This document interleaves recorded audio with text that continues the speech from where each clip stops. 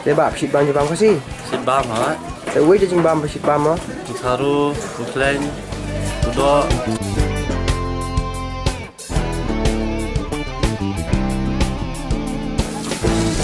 Jingbam Khasi, kita berbahar, kita fresh, kita kasi yung Jingbam buat set wing. Hindi basta tengok kim kirti, kim kibon, kim bukan begitu kita kata. Jingbam Khasi juga kita berbahar, set wing, set mentah dia mentah.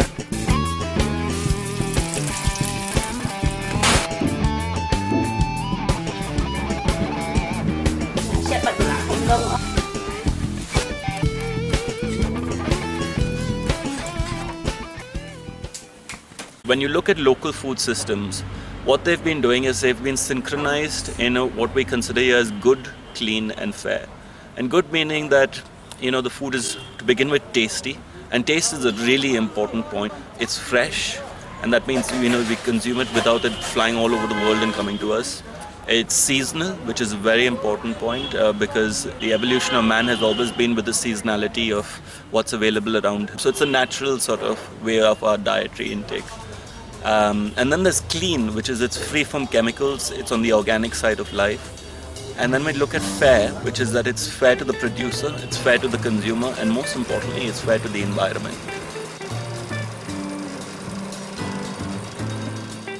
Jingbam ki bang chuset tharu kumaloi chesulia ate kidan ki budo tau Islam kita Jingbam ki bang chuset ke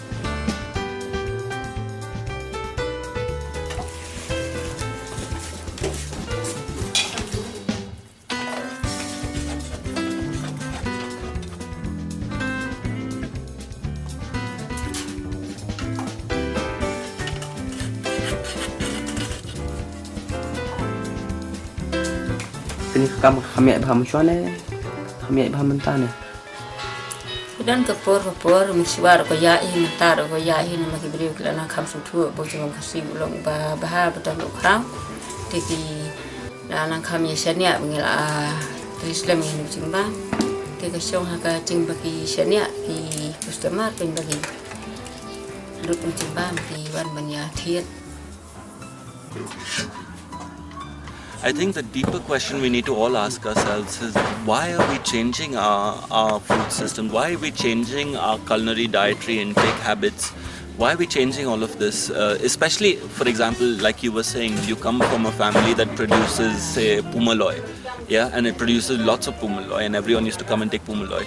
The next generation after you doesn't want to grow pumaloi.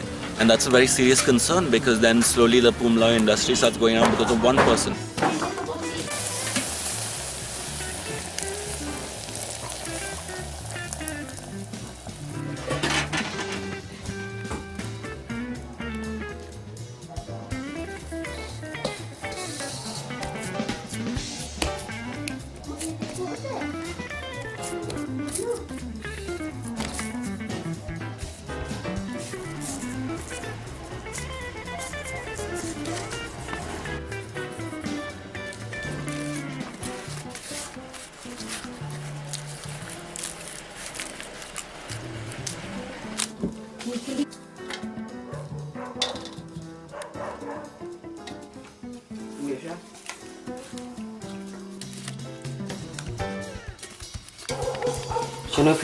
Chano me pijili da imi Jingbam onda kadep macam.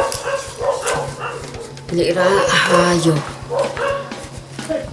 Tuan kiba tak mungkin menyecik banyak sim ini tang supaya yo supermarket Sunan dan siang tu kena dia.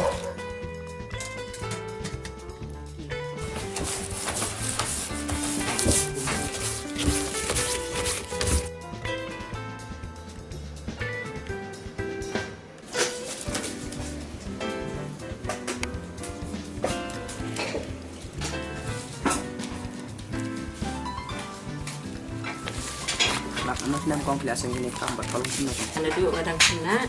Biar kita ngadu mi temen mi te sih ini kakak. Aduh kan entah. Kamu.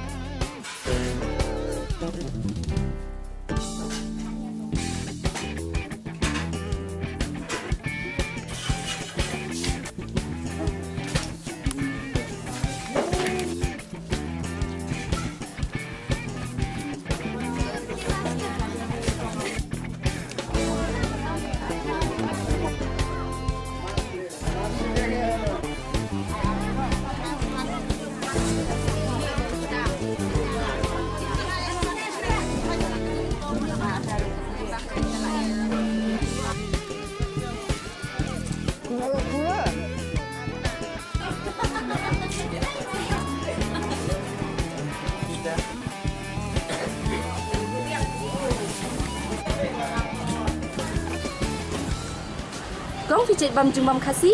Thôi, chị bấm. Uy mau picit bang bha? Chị khám băng bao putaru. Nhưng mà ta putaru gì ở bên ta cái đó đỏ kle ni bắt đầu nuôi chim ta. Khi đến khi bà nạp bên bà mặc turun bay rồi nữa. Cái Jingbam ngibam tu ke baset Khasi ngibang bha.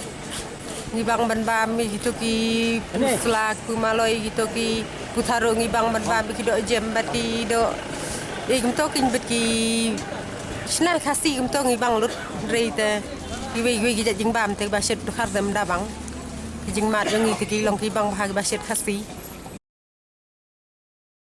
I think what's really important to note is that all cultures are very dynamic. We're all different peoples, but how do we still come under one umbrella is the question. We all have different cuisines, but we're still under one umbrella. And that one umbrella influences us whether we like it or not. And basically trying to evolve ourselves rather than having something from outside like a like a fast food company come and tell us this is what you should eat, and I'll make it look all fancy and I'll put red color and I'll make it look all flashy and I'll attract the kids. So because when the kids grow up, they'll feel like my childhood was all about 3 alphabets or a company with a big alphabet on it or something like that. Because that attracts the young people, and then they grow up saying that's my childhood. But we are living in the 21st century of a global village. That's something which we must acknowledge, and if we don't acknowledge that, we're only fooling ourselves. So it's really important to say this is the global village, but within this global village, how do I maintain heterogeneity? How do I maintain diversity rather than maintaining homogeneous and monocultureness? Imagine this is happening with many young people whose parents are making pumuloi. And suddenly there'll be just one company who will say, I'll make pumuloi, but I'll have to standardize it and I'll have to homogenize it and I'll have to make it basically a production unit system which makes like 10,000 pumulois a day and sends it all out and becomes a homogenized standardized product. Whereas even within society, sometimes that person's pumuloi might taste different from another person's pumuloi, which will taste different from another person's pumuloi. So still you maintain that diversity. And that's what's important and we need to hold on. So the idea is always evolution.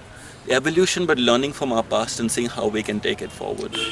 But the things that stay hardwired, the things that really stay close to us, the things that we really connect with, we hold on to them. So the only way of moving forward, especially since so many recipes have already been lost now, is to look at evolution. So we can't ignore evolution. At the same time, we can't ignore what's hardwired.